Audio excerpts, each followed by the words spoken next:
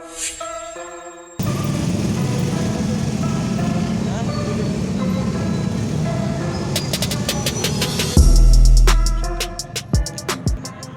mahasiswa di Kota Makassar kembali menggelar aksi unjuk rasa Jumat malam 16 Oktober 2020. Kali ini titik aksi berpusat di pertigaan Jalan Alauddin APP Tarani. Agendanya pun masih sama, menolak pengesahan Undang-Undang Omnibus Law. Hanya saja aksi kali ini sedikit berbeda dengan aksi-aksi sebelumnya.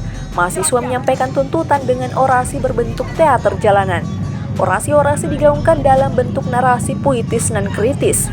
Bukan hanya Omnibus Law yang menjadi bahan orasi, tetapi juga aksi kekerasan oleh aparat yang dialami sejumlah mahasiswa dalam beberapa aksi yang pecah sepekan terakhir. Termasuk kekerasan yang dialami seorang dosen di Kota Makassar.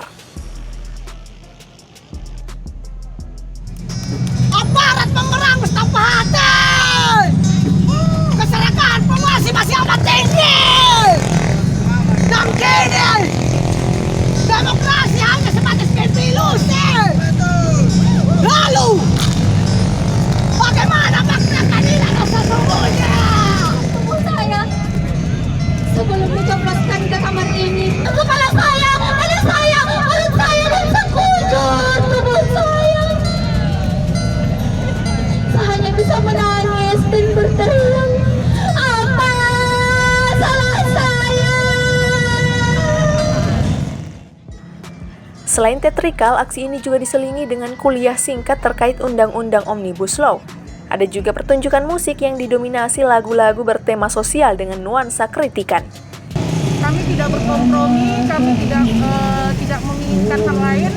Kami mendesak untuk negara, untuk presiden mengeluarkan perpu atau mencabut Omnibus Law Cipta Kerja. Aliansi Gerakan Rakyat Makassar ada terdiri dari 25 organ lebih.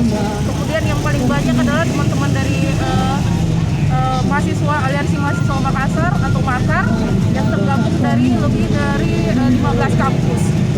Meski sempat membuat arus lalu lintas tersendat, namun aksi ini tetap mendapat support dan dukungan dari masyarakat. Dari Kota Makassar, Muhammad Ishak, Fajar.co.id melaporkan.